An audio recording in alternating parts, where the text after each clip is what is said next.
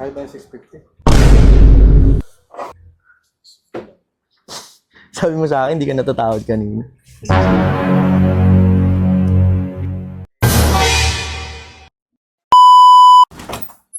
Announcement guys, another car, another day. So today guys, meron tayong papuntang client para mag-view and hopefully magustuhan niya yung unit. Tara, samahan niyo ako. Ito nga pala yung titignan ngayon ni client. This sa 2022 Ford Territory Titanium.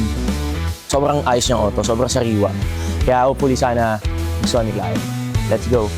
And guys, si Bro Andre kasama ko.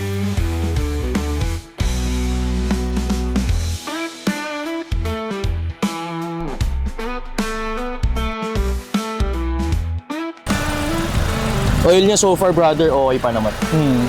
Guys, test drive lang tayo. Registered ka. Yes bro, registered siya. Tapos, yung booklets. Yes bro, meron ditong manual booklets bro. Complete to.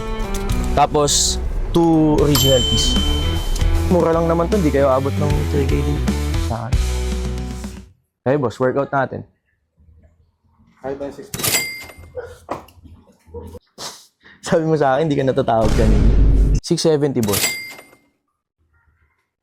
Just give us 5 minutes. 5 minutes na lang. Sige boss. Or ano, halfway. Di ba 680 ako, sabi ko kanina. Nagbaba na ako 680. 650 ka boss. Eh di workout natin boss. Oh, para matapos tayo. Just give us 3 minutes na lang. Sige boss, wait ako dito boss. Boss, Kunin na namin. 660. Deal. Tara, boss, sa office na. Ito po sir, bale, deed of sale niya po, open deed siya. Ito po yung original CR niya. Yung IDs po, nasa likod po yung IDs. Ayan.